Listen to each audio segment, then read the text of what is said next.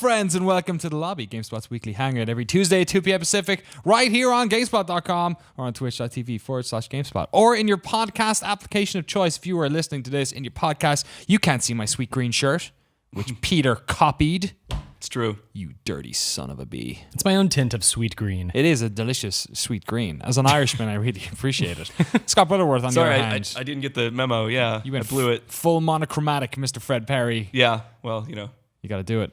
Maybe that's Next time. Maybe that's evocative of the video games you've been playing. I'm feeling bright and cheerful because I completed Uncharted last night, which we're going to talk about later. You feel bright and cheerful because Doom's a good video game. Yeah. Maybe. We're going to talk about Homefront in a little second. Yeah, not Maybe as then. cheerful. Not as cheerful? No. All right. Well, we've got a bunch of great stuff to talk about this week. Uncharted and Doom, like I already said. We're also going to talk about the sort of the myth or myth or maybe not myth around early review copies, like when we get them, and is that like a massive red flag for review scores? Because I know with Doom that sort of brought up that debate as well. We're also going to talk about some of the most influential mods of all time, because that's something that sort of popped up in my head recently with Overwatch and thinking back about the old Battlefield games and stuff. So we're going to do that in a second. But first of all, Scott Butterworth, you have been playing Homefront the Revolution, the game that has had a colorful development history, I think it's easy to say. It's finally out. It's out today. Yes. We have a review in progress up on the site. Full review will be going live tomorrow. Fingers crossed. What do you think of it just right off the bat? How good is Homefront? It's not great. I mean, I've been seeing some other scores go up, and my score will likely be in line with those scores. If people haven't been paying attention, it's been getting a lot of 5s and 6s, a few 7s. Jim Sterling really hated it. Right. Which seems kind of unwarranted. I mean, he gave the game a 1, and it's not a 1. It's not great, but I managed to have quite a bit of fun playing the game, actually, but I had to overlook a lot of flaws in order to do it, and, like, yeah, there's that game just has a lot of problems. I could go... Sure. Let's first of all talk about, I guess maybe this is unfair. I mean, you can see it in the footage right now. So you sit next to Peter, and Peter was playing Quake 3, which is in glorious 60 frames a second. When I was playing Doom. Sorry, what did I say? Quake 3? You said Quake 3. Gosh, no, you were not playing Quake 3. Jesus. I just want a new Quake. You were playing Doom, and it was like looking super buttery. And speaking of butter, Scott Butterworth next to him, you were playing... You were playing Homefront, and it looked super spotty for frame rate. The frame rate's super choppy. Also, I like how you tell me not to make stupid jokes. You I go ahead know. and make the butter that was joke. accidental. I'm so sorry. I think I'm maybe influencing you in a negative way. But yeah, the frame rate is just one of several technical problems. And yeah, across all 3 platforms, because I have now played the game on all 3 platforms, it is choppy pretty much throughout. There are moments when it's fine, but there are also moments when it slows to just like a total sputter. Like late in the game, there are some missions where there's a bunch of vehicles and a ton of enemies, and all of that is enough to make the game just slow to a crawl. It's crazy. But even in just sort of like regular minute-to-minute action, nothing super crazy, even then it's choppy and unpredictable. So in terms of performance, obviously not great. What else are you sort of alluding to in relation to technical issues? I mean, there are rough edges basically everywhere you look in this game. No matter what you're playing, you're going to find something weird. Like AI enemies that just stand there instead of fighting back. That's a weird one. Like trying to hide from enemies and being spotted through a wall. Small moments of like, there's a clip in our review in progress video where you see my hand clip through a door as I push it open. Right. That happens literally every time in that particular animation on PS4. I noticed it doesn't happen on Xbox and PC for whatever reason. So they're the best versions to play it on. But they have their own problems, man. Like, and all of them stutter anytime the game auto saves. Like, it's worse on PS4. The game will seriously just freeze for 2 seconds as it auto saves and then start back up again every time. Wow. Yeah, it's less noticeable on Xbox and PC, but it still happens. And it's like, guys, this is kind of not acceptable. I mean, the game autosaves every couple minutes, and for the, it really kind of pulls you out of the experience when it just kind of, everything stops. The game literally freezes. That's just... It's a bit much. Yeah. I was put the word out for questions over Twitter. Clockworkian asks, how does Homefront open world distinguish itself from other FPS open world games? Sure, yeah. So happy to talk about the structure, but to answer that question directly, it kind of doesn't. I mean, had the technical issues not been present, and had there been some thoughtful editing where they had, excluded parts where it kind of drags or excluded mechanics that don't work as well, it could have been a really solid game. Not a great game, not a really like inspired or groundbreaking game, but a really just fun open world shooter. But like I said, it's not groundbreaking, and those technical issues are there. So the way the game is structured is pretty basic. There are 8 different sections. Each of those sections is open, but you can't kind of walk from one end to the other like you can in a Fallout game. Okay. So each area exists on its own, and they are relatively large, and you can explore them freely, but you have to hop between them over the course of the campaign, which directs you through them. Oh, so they're almost like linear, sort of like open, little smaller open worlds or something? Yeah. And they are all, like, if you look at the world map, you can kind of see how they're connected, but is it like there are different loading cities screens or something? Or is it all... It's all set in Philadelphia. So right. it's, I mean, which doesn't resemble any part of Philadelphia that I've ever visited or seen, but okay, fine. There are like particular landmarks that it borrows. Is that Bruce Springsteen song playing over the top constantly? I wish there was some Bruce Springsteen. Yeah. The sound is actually one of the weirder parts of the game where like there will be music playing when there's nothing happening. It'll be like this really tense music, and it'll just be like kind of like, is somebody about to attack me? Like why is this happening? And I'm just kind of like paranoid, and I can't tell if it's a bug or just a weird design choice. Like, that's like I've been living my life, and you've probably had the same thing over the weekend with Doom, where whenever the music is hyped, I'm like on edge completely. Because I'm like, there's one more of these assholes around here somewhere. We've been conditioned. Like that's how games work. I mean, it's movies and everything. Yeah, it's a very subtle, like, hey, like you should be paying attention. Something's going to try to kill you. So it's weird when nothing tries to kill you and the music implies otherwise. What the hell?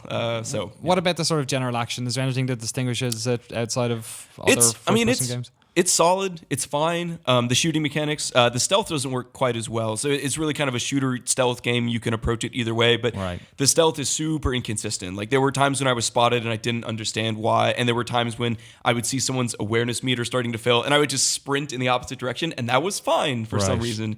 You think that would cause their meter to fill faster because this crazy person is now sprinting in the other direction, but it didn't seem to make a difference.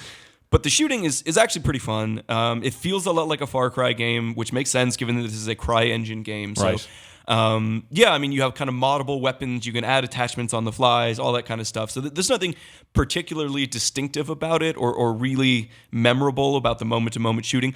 But it can be fun. It can get really frantic and chaotic. The enemies are not bullet sponges, which is really nice, but neither are you, so you kind of have to be careful and thoughtful. And there's actually like small platforming moments as well, where you have to get to like a transceiver on top of a building. You need to find your way up. There's certain moments like that that remind me of like Dying Light, for example. Right. So that actually helps to break up the gameplay and add another kind of dimension. So again, like I had fun in a lot of those moments. It's just that there's so much other stuff to deal with in the meantime that really pulls the experience down. It's a shame. Yeah. I guess last point on this, there's some sort of co-op stuff going on here as well. How does that play out? Yeah, so there are 2 completely separate components in this game. There is the single player campaign, which is actually like remarkably long. It's a very substantial campaign, and this is one of the sort of best attributes of the game, that there is a really long and substantial and varied campaign. It's probably a good 20 hours for most players. If you want to. If you do everything, you can easily extend that to like 25. If you just rush through, you can probably do it in 15. But it's far more substantial than the first Homefront game. But in addition to that, there is a co-op campaign, which is 6 missions that are kind of sort of designed to be replayable, but I'm not quite sure why you would. There's really nothing encouraging you to do that other than the sort of the selectable difficulty level. But each of those can be completed in like 10 to 15 minutes. So 6 missions is not a lot. And there's there's a really basic unlock system, but it's all done through loot crates, so you can't actually pick what you're unlocking. You just have to hope you get what you want. I'm not super impressed. I don't feel like it really adds much to the experience, to be completely honest. But again, it's a totally separate component. So if you're interested, you think you can get something out of it, great, go play it. If not, it's just kind of there, and I don't know. Yeah. You know what else is just kind of there? What's that? Time Splitters 2.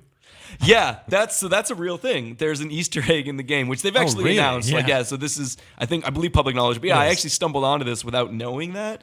There's one section late in the game where you're like in a prison and you go up to one of these like abandoned floors and you find an old arcade cabinet. And if you approach it, it's like hit button to play. Like, okay, and so I did, and it turns out that it's like 3 levels from Time Splitters 2. It actually boots it up? Yep. Yeah. And it plays the game's opening cutscene, and you can play those missions. And yeah, right? Is this like without getting into spoilers about other games, this seems to be the new thing in video games now, is that you just throw another video game inside of it? We're at that point where that's a thing that can make sense. Yeah, I think we're 3 for 3 in a week. I think didn't the original Black Ops have like Zork or something? Like it had... Oh, could have. I don't remember. There was some like it's full game hidden away, and I think that was the first time I remember finding a complete game within another game. How about, this is so a cool. complete movie? Remember The Darkness had To Kill a Mockingbird in it? Oh, it did? Yeah. I didn't know that. Yeah. Really? You know, you sit down with your girlfriend, like Jackie sits down with his girlfriend, Yeah, and yeah. like To Kill a Mockingbird plays on a television. It's the whole movie. You can literally watch like Atticus Finch chat for like 2 hours. That's really Yeah, crazy. it's really weird. My favorite inclusion would be in Blades of Steel on the NES, where between periods, I think it was every period, maybe it wasn't every one, you could play Gradius. Oh, really? On a shooter to kill the time. And until you died, you would, go Wow. back to And playing that, hockey. that loading screen patent is now gone, so maybe we'll see more of Right. that sort of stuff with Ridge Racer and Galaxia, I think it was in that one. Although interestingly, we're seeing fewer and fewer loading screens. There are plenty in Homefront, unfortunately. Yeah. But games like Fallout or Witcher, have basically eliminated them. So it's a real shame we're not going to get too many loading screen games. Maybe I knew I not a was gonna massive screw that shame. A lot of the people in the chat were noticing the little autosave pauses that were happening in our gameplay there. Yeah, so, I thought you had a stroke for a every second. time. Every time. And what's funny is often the audio will continue on, so it's not like the game itself is frozen. It's like you're watching just a dodgy stream of a sports game. That's or something. yeah. So I hope that registers for people watching our footage of it. It's not like the video they're watching had an encoding problem or their internet is faltering. That's what the game actually looks like when you're playing it. The action just stops for seriously a full 2 seconds. Which I realize it doesn't sound like a lot, but when you're playing and After a just while. all of a sudden everything freezes, Yeah. it's enough to be like, what's going on? And okay, there it goes. It's weird, man. I'm not a stuff. All right, when will we see the full review for Homefront the Revolution on Gamespot.com? It will be up tomorrow, now that I've played all 3 versions of the game, which, as I've mentioned, was not the most fun. I don't want to completely crap all over the game. It does some cool things. I had some fun playing it. It's a shame that it's kind of a mess, but yeah, I don't know. Let's see. All right, we'll get a score on it tomorrow. Yep. And then you Yes, can we will. go play on Uncharted and Doom because they're pretty good. But yeah, by all accounts, Doom is looking pretty good, and Uncharted definitely so far looking pretty awesome. Yeah, we're going to talk about it in just a second. Scott Butterworth, thanks so much for coming Absolutely. on. Really appreciate it. We're going to swap you out in a hot second for Mr. Ben Howard. Let's get done. Now, let me stay for more than once. He might be wearing green. We'll see in a second. Oh man, I hope so. That'd be pretty great. Come on in, Ben. We got a lot of stuff to talk about. We're not going to talk about Doom and Uncharted quite yet. First of all, I want to talk to you everyone. guys. I know, actually. I'm not wearing green. No, it's kind of. That's a grey, Danny. Yeah. Thanks for coming on. This is your first time on a new set. Yeah, it's very nice to be here. Yeah, appreciate it. I've been admiring what you guys have been doing in this beautiful space. Yeah, It's been great. we've great to have you in here. We haven't got you in because we usually try and get a lot of the editorial people in. Today they're all out, or like Mary's at a California Extreme with Yeah, Rob she's riding a Handley. roller coaster. Yeah, it's a I'm working Mass Effect hard. thing. Yeah. I think they're doing. So yeah, we'll have something on Gamespot.com about that relatively soon. All right, we're going to talk about Uncharted and Doom in a little bit, but first of all, I want to talk to you gentlemen about modifications. Modifications for video games. I don't know where this came from. I think there might have been a Reddit thread maybe during the week. Mods have been on my mind since Overwatch because I've been sort of thinking about all the weird little directions first-person shooters went in. And then we talked about Battlefield on here last week, and we were talking about some of the mods that came from there and how that fed back into Battlefield. And I was just sort of had this idea of like just having a talk about some of the mods that have been the most influential in terms of the sort of lasting impression they had on video games after the fact. Ben, what is like your favorite mod, or what's like the biggest, most impactful mod you think you played? Well, the one that sticks out for me, or in terms of my memories, I played the most was Day of Defeat. Right. Which was way back in the Half-Life 1 days. Yeah, so like 99 or Yeah. 2000 or something. Yeah. And really preceded a lot of the kind of World War II first-person shooters. I mean, it was really before a lot of that stuff came through, quite a long time before any of that stuff came through. And particularly the Normandy beach landing levels of that mod was something that became, at the office I was working at the time, like just a huge deal. Like that is what we would play every day. Played a little bit of Action Quake and some other things at that time, but and Counter-Strike, obviously.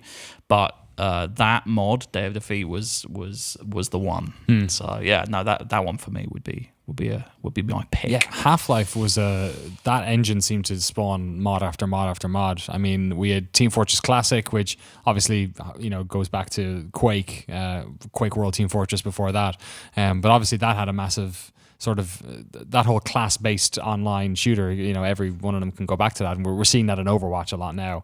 Whereas it's essentially a class-based shooter, but instead of just 5 or 6 different classes, you've now got this crazy 21. I mean, people look at it and look at MOBAs and they go, "Oh, it's that hero thing," but it's like a direct evolution of what's happened there.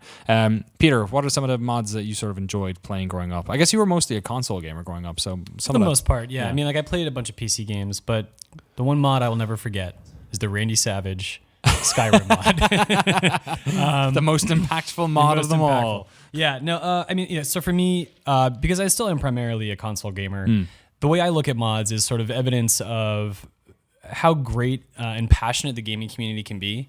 And I may not play Dota, right? I may not play Counter-Strike, but I can really appreciate the sort of the time and energy that people put into this and the enjoyment they get out of it. It makes me wish that I had more time to be involved in it, to be honest with you.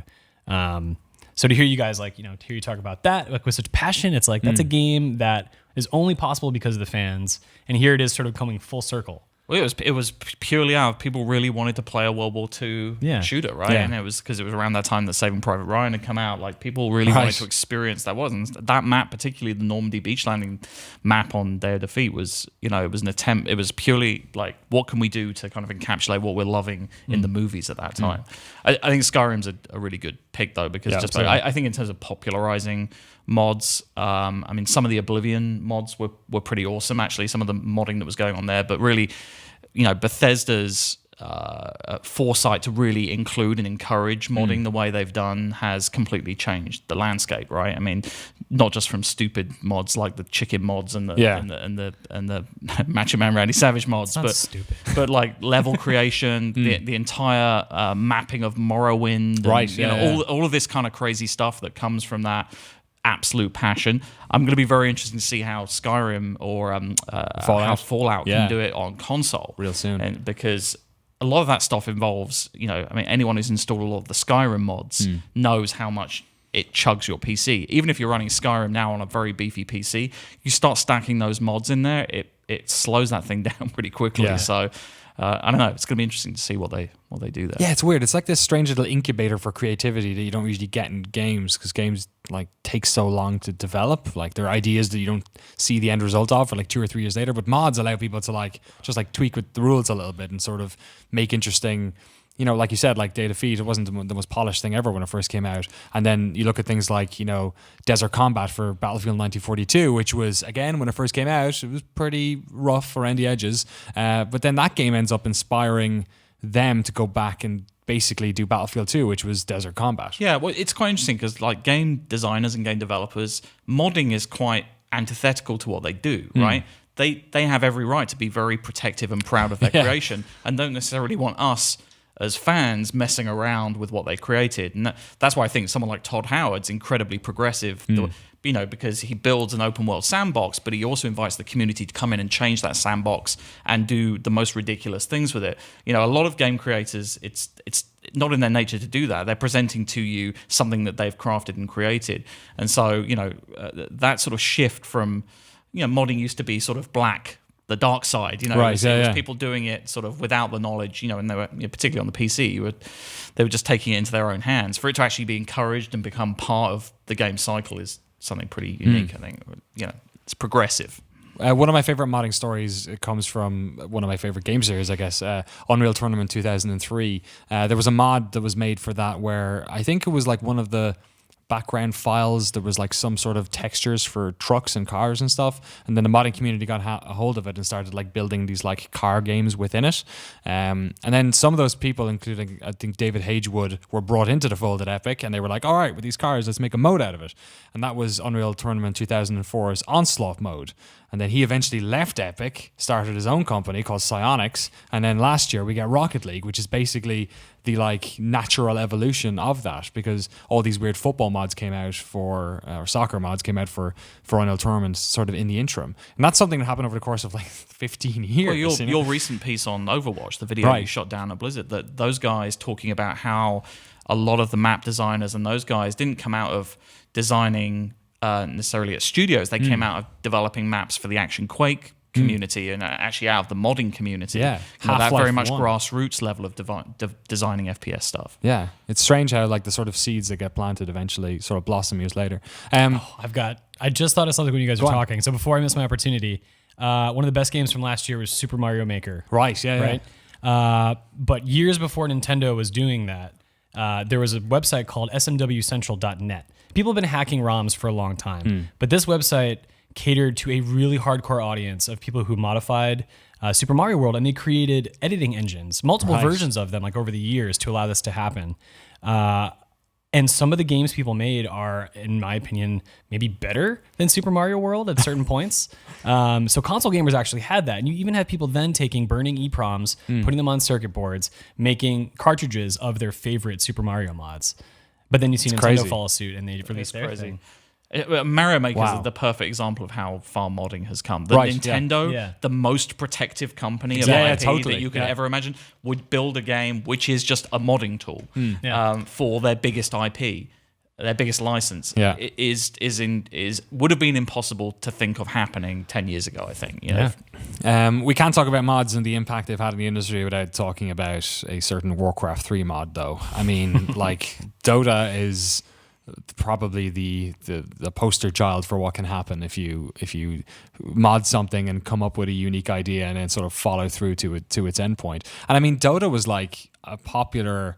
Defense of the Ancients was a popular mod within certain communities for a long time, in the same way Day of Defeat probably was, where it had a very sort of core, passionate group of people that were very, very into it for a long, long, long time before we saw the sort of explosion with obviously League of Legends and then eventually the rebirth of Dota through Valve. It's very easy to forget that that's the origins of Right. the modern MOBA, right? That it comes from a modding community, and it again, it shows how far that stuff has come. That now we have things like League of Legends and StarCraft and all and Dota 2, and we forget about the origins of the MOBA stuff. But yeah. It's crazy. And then sort of following on from some of what we saw with Half-Life, Half-Life 2 also had a large modding community coming out of that. Natural Selection 2 came out, which was I guess that was actually an original Half-Life mod as well, and they sort of just made a new version of it. Gary's mod. I was gonna say, Gary's mod as well, Yeah. of course. God, I didn't even have that on the list. Yeah, of course. Doesn't he make like $1 million a day off that thing? Still, Yeah. I don't know, know, but yeah, like, at some point he was making too much they don't money. like his new game. I have friends Minecraft who VR thing. Oh, yeah. it's really? It's a bit of a backlash about it at the moment, yeah. Yeah, friends of ours who've got teenage kids, like 13, 14.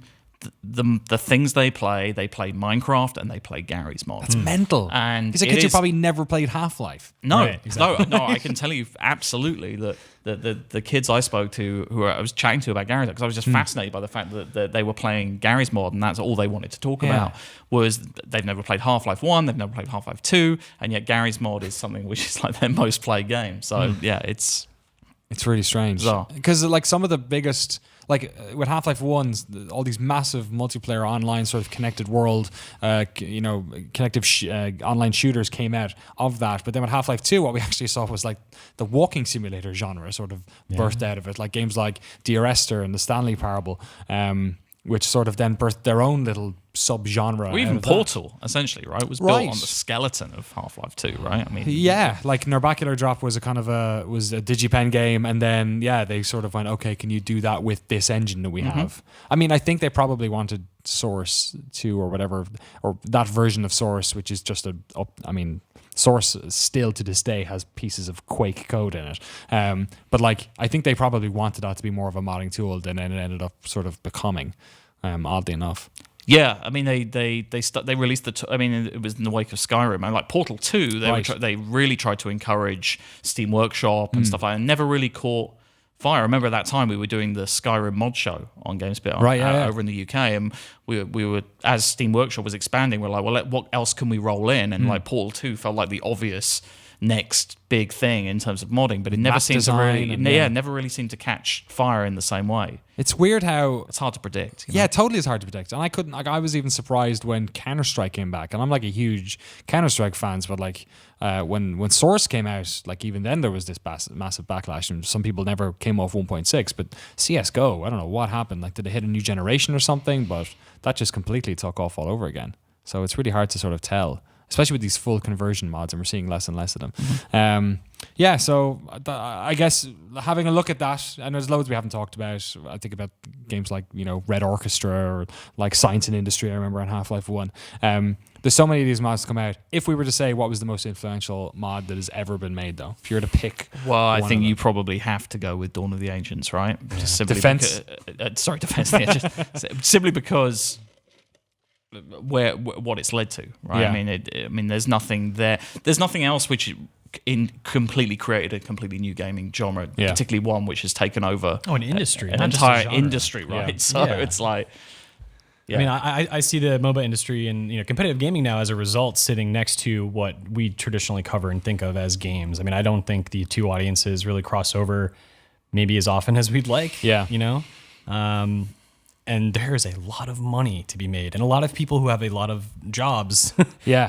As a result of this, like it's intense. You see like some of the venues these guys fill, like the numbers they bring in, all because some guy had that idea one day, like, hey, I'm going to screw with Warcraft 3. Yeah. And consistently, it's not even like we've seen with, say, StarCraft or some other, FPSs where they've had their time in the sun and then they've gone away again. But Dota's been around there for a good, decent while and seems to continue building. So, yeah, I'd love to be able to say Counter-Strike, but probably is Dota. Anyway, we can go play that some other time. Let us know in the chat what you think is the most influential mod of all time. Is it Dota? Is it something else? Is there a weird mod that we didn't mention at all that you'd like to get some eyes on? Put it in the comments below. All right.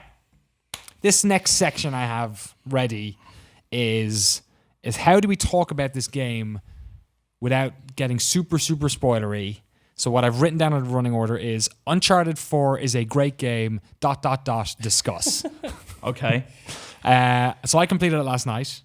No spoilers here whatsoever. Not going to get into that. You guys are like getting into it. How many chapters? Because I've not completed I it. don't want to so- say. Okay, so I'm 10 chapters in. Okay. You're probably halfway.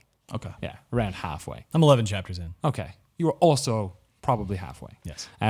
What are your initial sort of feelings on it, Peter? Mike Mahardy obviously reviewed it for us, 10 out of 10 on Gamespot.com. You fan of the series already coming into this? What do you think of it? Nope.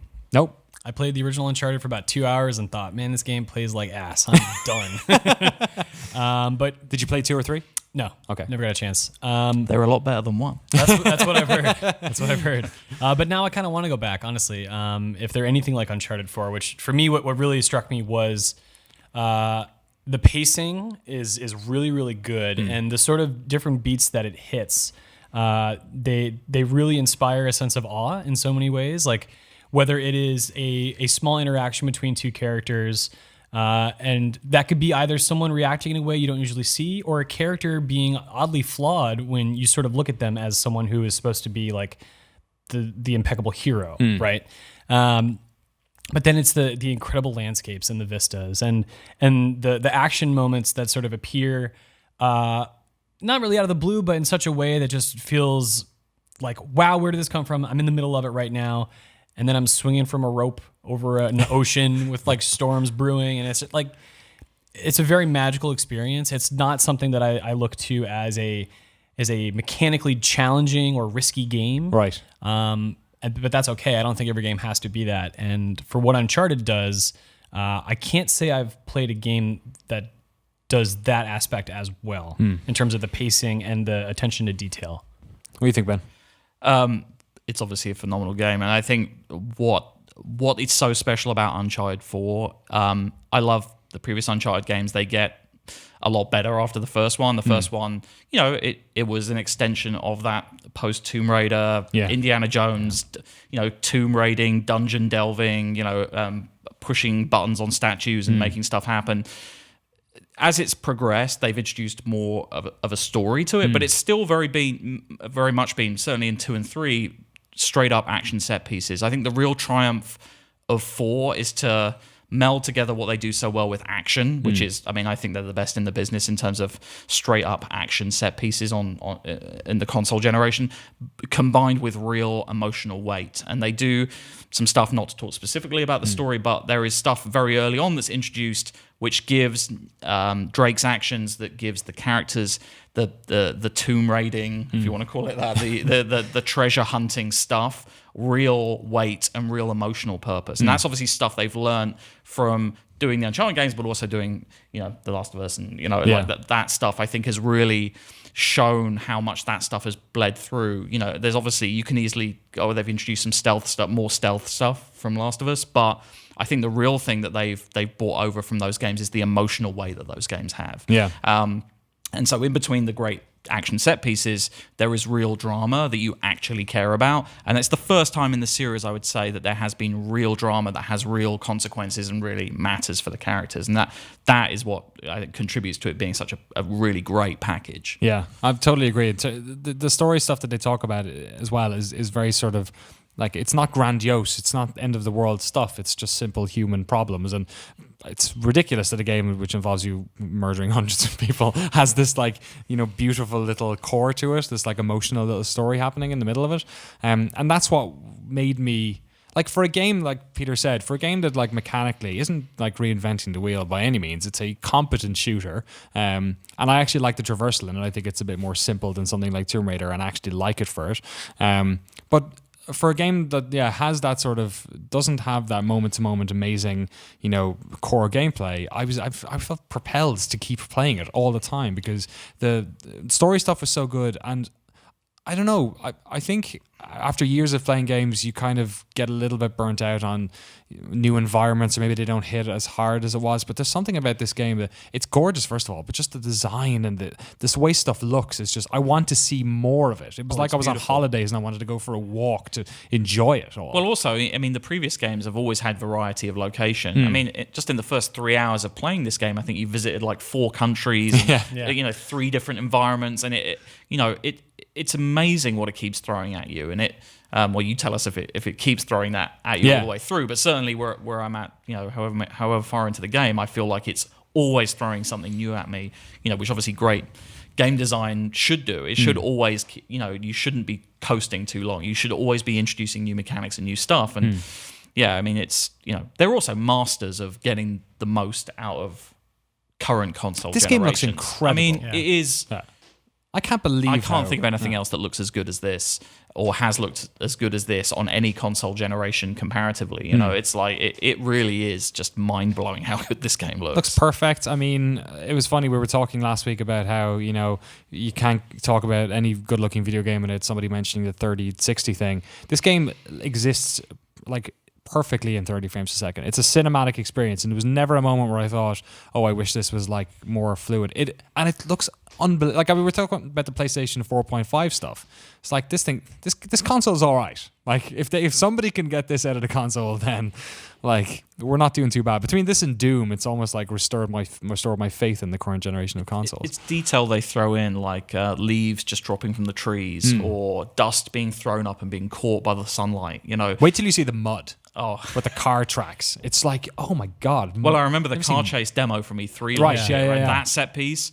I mean, I was sat in a theater watching that with Randy, and like, it finished, and I just went, well, "That's the greatest action set piece I've ever seen in being demoed to me at like at E3." I mean, it's incredible. Like, And yet they had the time to throw in all these ridiculous like modes, like things you can turn on after the fact. Right. Yeah. To like play the game, in a kaleidoscope world or whatever the hell. I don't know what they are, but it's just incredible to me. Like, for the lengths they go that most studios never have the time or money to go. They still found ways to go above and beyond those expectations we have from a studio like Naughty Dog. Yeah, it's incredible. It's a great game. You played the multiplayer yet? I have not even touched it. Yeah, I suspect that's the case for a lot of people. I mean, Uncharted 3's multiplayer was better than I was expecting. I enjoyed it, and I think a lot of PlayStation, we talked about it a bit last week, about like certain PlayStation fans were that was a really good sort of scoop for them, because like a lot of Xbox people were playing Gears of War, and it was fun.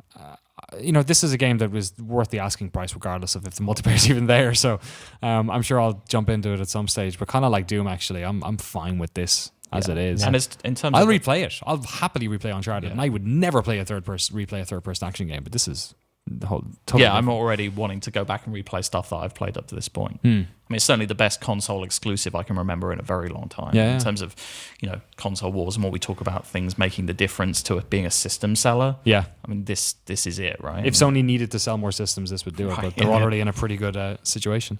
So you guys excited to jump back in? Are you interested in playing the multiplayer at all, or are you just happy to get the campaign over and done with?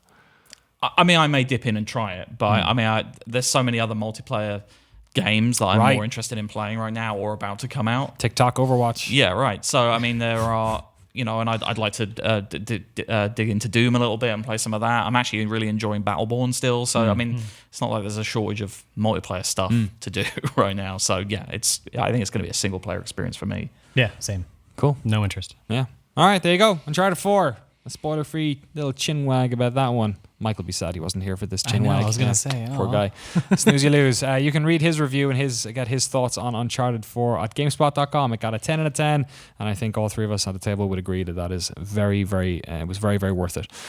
Okay, let's have a little chat about Doom in a second. But first of all... Man, I'm like waiting to get myself all like amped up and energized because like I can't talk about Doom without just emoting like crazy. But, cock your shotgun on the beat of the music. I'm replaying Judas Priest in my head, like, psyching myself up.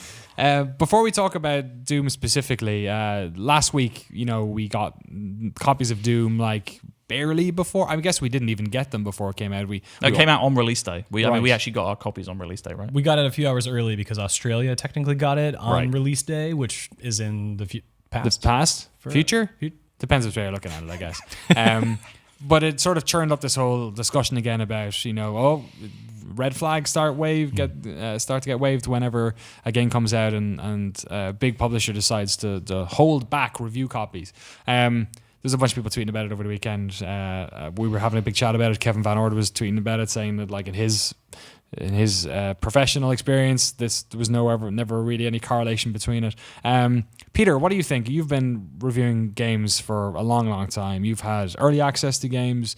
You've probably been at a couple of review events, I'm guessing as well. And you've had games not turn up and had to review them as quickly as you can. Is there any sort of correlation between that? Do you ever sort of see red flags waving whenever publishers decide to not give us early access to stuff? It certainly makes you wonder, but I would be lying if I said that there is a like definite correlation that I've noticed. Right. I mean, sure, yeah, there are times when games are not good, and a publisher knows that because I don't know if anyone else out there knows that, but they hire people to review games before they send out copies for reviews. They're known as internal mock reviews. And a large part of mock reviews is to sort of allocate things like marketing budgets and stuff like that, isn't it? Sure. Yeah. To understand like, okay, what are we going to face? How do we plan accordingly to match that? So yeah, I'm certain there are instances when the game did not show up on time because they knew it was going to be a poor experience.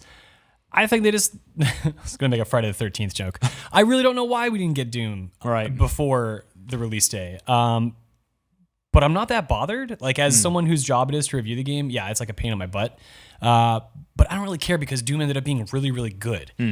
And I don't know why they would have been nervous about it. Maybe because the multiplayer isn't so hot. Snap map and the multiplayer, maybe they were worried about people putting out reviews without having experienced that stuff at a time. Yeah, I don't know. But like Bethesda's been doing this Uncharted for a while. Yeah. Like there's stuff you can do in Fallout that kind of falls into that camp, and not multiplayer, but like just weird stuff. And we got that plenty of time. Right. But yeah, no, in my experience, I think it's a case by case basis. There's not like some conspiracy, especially between publishers and outlets. Like, we kind of just roll with whatever they're willing to give us. And in this case, oh well, we didn't get it early. Let's talk about a couple of instances that have happened, because you said it is on a case-by-case basis. I mean, almost the opposite of what's happened with Doom is what's happened with Homefront, is that we actually did get that relatively early. We got that like some stage last week.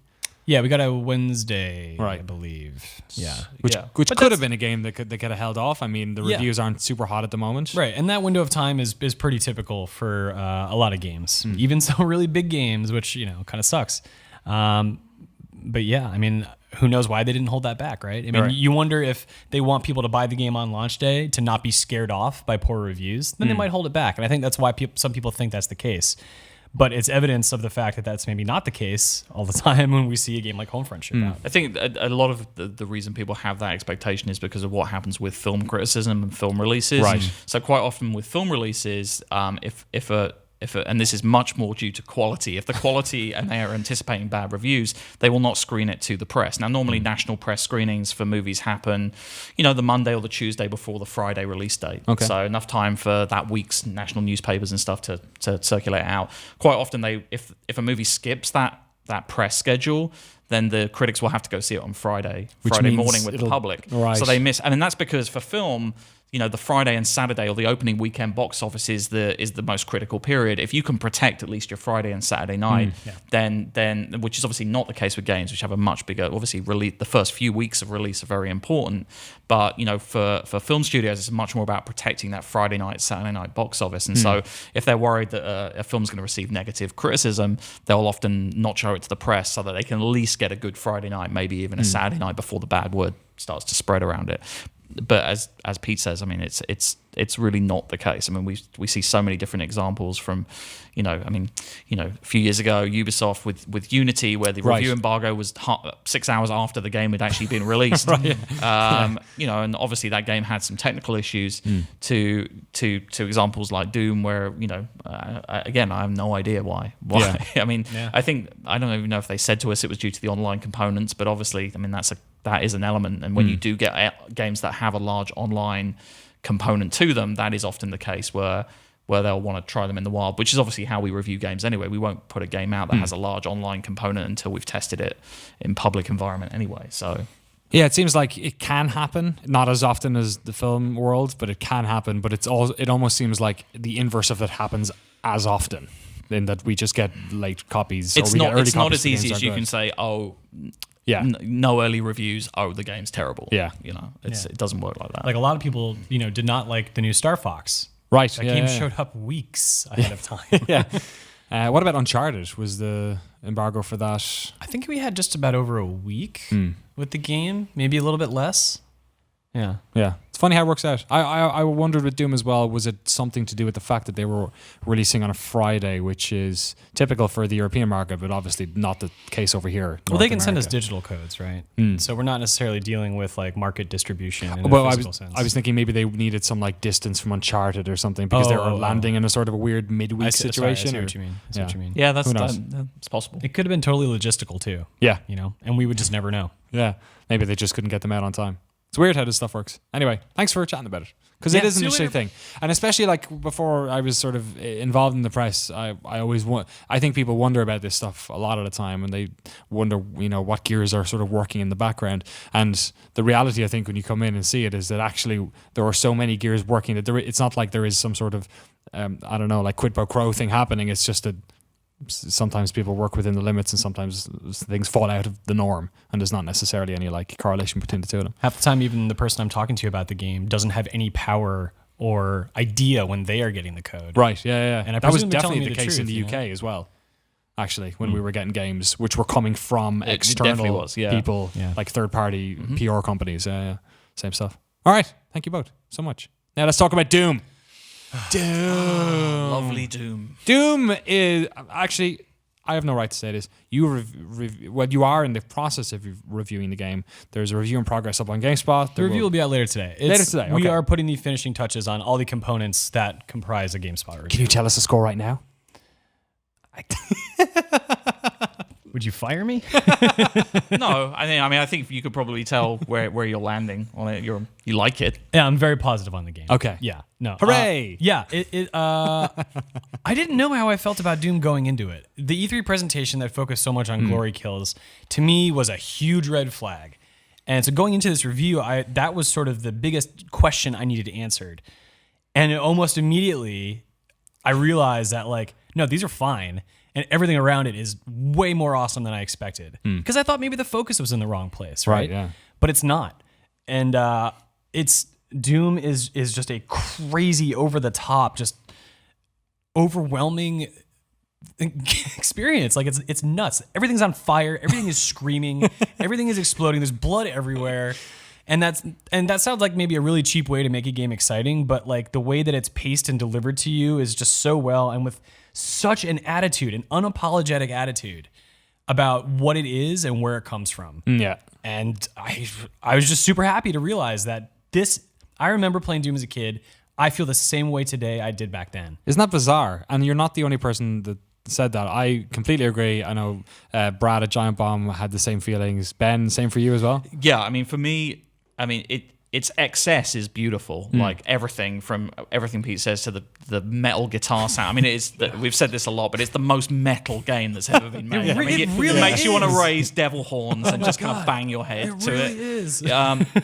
But there's also like a beauty. Despite all this excess, it's also got this beautiful simplicity to it, which really encapsulates what it is that made you fall in love with Doom in the first place. And we were talking about this the other day.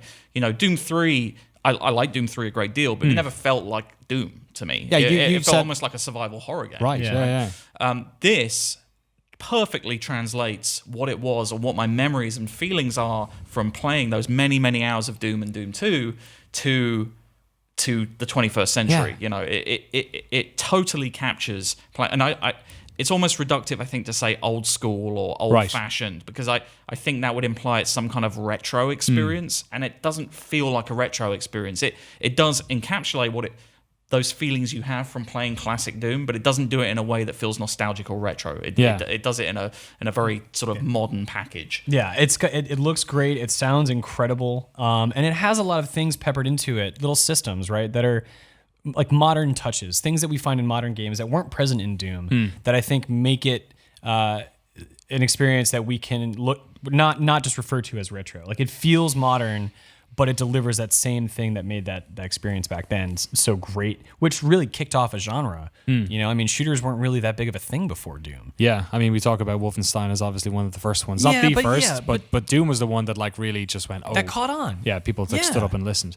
What's weird about Doom is that if you were to ask me like 2 weeks ago what was a Doom game and what I would want in a Doom game, I would like talk about stuff like, I don't know, atmosphere and like interesting enemies and interesting weapons, which were kind of all things that were covered in Doom 3, much for muchness.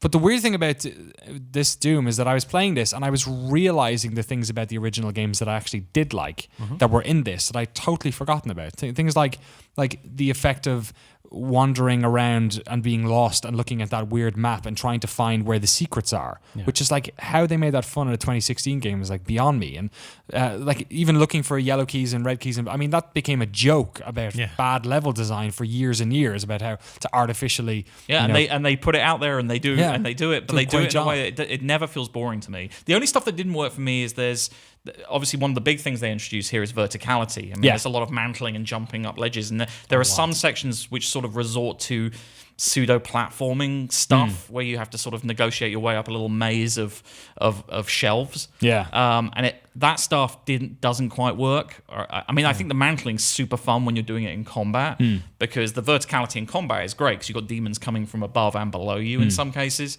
But the straight up platforming stuff is the only thing I didn't really enjoy in the game and got a little bit tedious. They expand on that a lot. You start end up doing like side strafe jumping and stuff based on especially if you go into like the rune challenges. Right, yeah. I don't know if you got any of the time based platforming ones yet. Not yet. Ugh. Jump maps, they're back. Like even down to stuff like I totally forgot that in Doom 1 and 2, like red barrel placement was like totally important for like trying to clear out rooms. And they're everywhere in this. And they're everywhere. In fact, to the point where you have to stay the hell away from them because you'll just get insta-killed, like basically from it. But that whole thing about like exploding. Do you remember that? Like you can see the animation in your head when there's like a pinky or an imp coming towards you and you set off the thing, the red barrel, and it explodes, and you see them move slightly to the side and just burst into blood. Yeah, exactly right. That's a very good impression, Pete. Like it's got that feeling to it, where you're just detonating death all over the place. Yeah. And it's for a game that has gone from pillar to post and had such a long and weird development history, it's so strange that this game has such a strong identity. Yeah. Like it knows what it is. It's so pure. It's so straightforward, and it doesn't mask the fact that you are basically walking from arena to arena. Right. You enter a room, they say, oh, there's demons, we gotta lock it down until you kill them all. you do that, you move on, and it's just like you just want the next one to happen. Like that's really all it is. But the way that they, a lot of the maps are designed are intricate enough and challenging enough, like packed with demons that really push you to the limit. And you're constantly scrambling for new resources. Like it's that tension, that anxiety. Like I'm white knuckled, wide eyed, staring at my TV, like telling my girlfriend, like, oh shit, You're like again. The way it's not. It has such confidence in its combat to make the combat the star, and it doesn't try. Yeah. It doesn't have loads of cutscenes, and they could have done a real Wolfenstein. I love Wolfenstein, but they could have put on a lot of more campaign and story and characters. But they really they're not afraid just to make it about the combat, and the glory kills and the chainsaw are the cherry on top, because the way that changes the gameplay and turns it into a beautiful rhythmic thing. Where those things, the executions and the chainsaws, which I think when we all saw that demo back at E3, the glory kills, it's like, that just feels like it slows it all down. I haven't seen a game mechanic have such a 180 reaction in my life. Whereas it looked like, oh god, they're putting contextual kills in Doom to, oh, this solved the Medipack hunt problem that would not work in 2016. But it plays so well, like beyond just trying to get that health, right? Like, so I'm facing down an enemy, I'm losing health. I have no ammo. I'm loading everything I have into them, like, please stagger, please stagger, please stagger. They stagger, and I sprint in and just tear them open, and I'm like, I'm back. And it's just like, let's go. And chainsaw's the same thing, right? You're super limited on fuel, Yeah. and you'll save that fuel until you see a big enemy. It's going to take a lot of your fuel to take down on the insta kill, but it's going to top up all your ammo. Yeah. So there's all this underlying strategy going on in your brain, which didn't exist before. The chainsaw was just a fun weapon to slice people open with, right? It was like a joke almost. Yeah.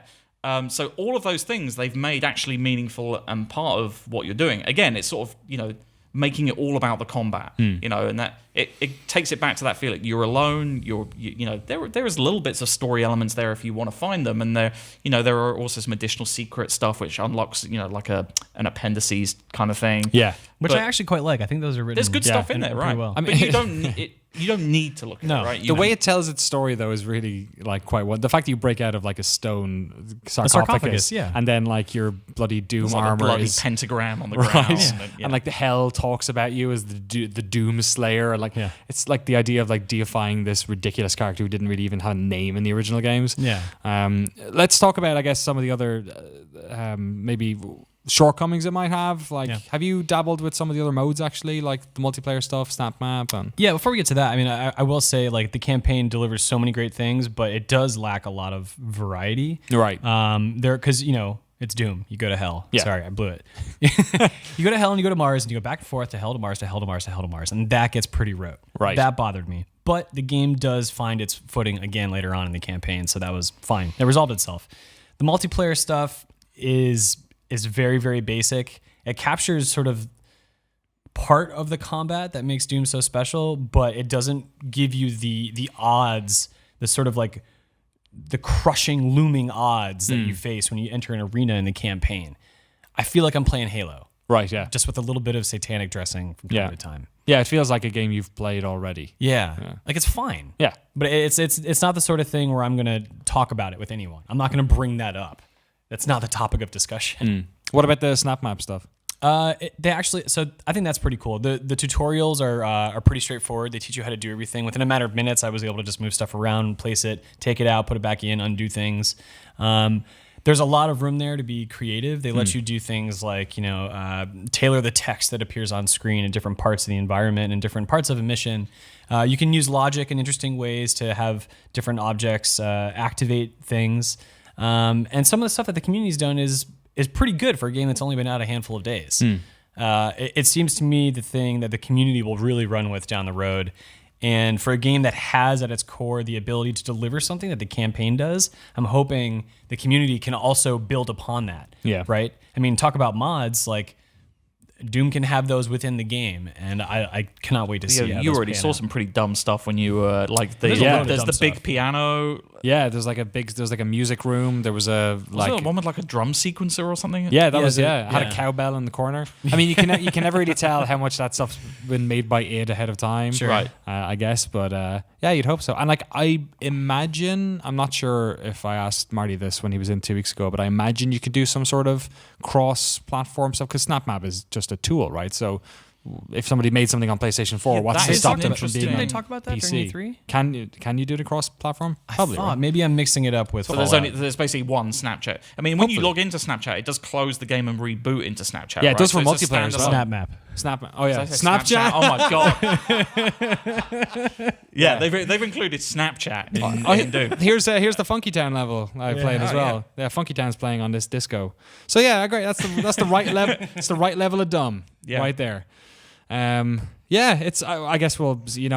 Peter's point is totally right. We'll see. It lives or dies on what the community does, right? So we'll have to wait and see. Be cool though. Hopefully, if it's cross-platform, then the pool of creations then is shared, and that will be. Hopefully everyone gets to enjoy the spoils of the good stuff that's made. Yeah, Doom. When's the review up? Later today. Cool. I mean, yeah, we're literally just polishing it. All right. It's No, really you're not. You're sat here. Someone else is doing his job. He's just lighting the last candles and placing the last bloody skulls on the review. All right. So yeah, check back on Gamespot.com to see Peter's review for Doom. And that's it. That's the show. Oh. Ben, thank you so much for coming on. No, pleasure. Thanks. Appreciate it. Anytime. What are you playing for the rest of your week? Well, I'm going to finish Uncharted, and then I'm going to play more Doom. And Cool. and I also I keep saying I want to go back and play some more Battleborn because I actually do like Battleborn a fair amount. But with the Overwatch beta and things, I kind of got distracted from it. But yeah, I'm going to go back and try and play a little more of that. So yeah, video games, not enough time. I've got 2 kids, Danny. Fair play. This month especially has been really solid games all over this place. Peter, what are you going to be playing yourself? Finishing Uncharted and then diving into Far Harbor. Oh, cool! Of course, yeah. I actually got to go for that over the weekend. I'm much to the chagrin of Randy. Probably, I Where's my completely code? did not play any, so I need to do that this week. I'm so sorry. Randy's not here to hear that. Okay, good. Yeah, and then we're only a week away from Overwatch. I guess 24th. It's out. Is it Friday release then? It must be. No, Tuesday. Today's the 17th, so Who knows anymore? Tuesday release. Who knows? Doom is never just know. like blowing open possibilities on reviews. Thank you so much to everyone who watched today on GameSpot and on Twitch, of course. Thank you for listening on your podcast software of choice. Make sure to rate and subscribe and do all that fun stuff. We'll be back here next Tuesday at 2 p.m. Pacific. Until then, check out GameSpot.com for all the latest news, reviews, and whatnot. Have a great week of playing video games, and we'll see you next time. Adios.